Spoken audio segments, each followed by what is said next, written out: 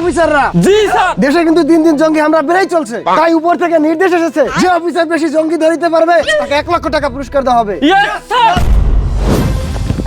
শালা গাঁজা খাচ্ছিস সেখানে বসে, চল থানায় চল চল।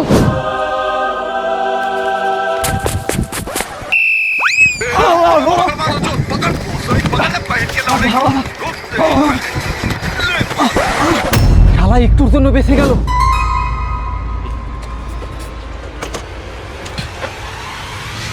শালা তিন ঘরে গাড়ি চলে যাচ্ছে, চল থানায় চল। চল শালারা চল চল। 3 জন, 2 জন সন্ত্রাস ধরতে আমার এতগুলো সময় লেগে গেল, আর ওই এতটুকু সময়ের ভিতর 3 জন ধরলো কিভাবে? সাব্বাস এসআই কালীপদ, তুমি এই ডিপার্টমেন্টের উজ্জ্বল নক্ষত্র। এই নাও তোমার পুরস্কার। Thank you sir. रुको जरा सबर करो।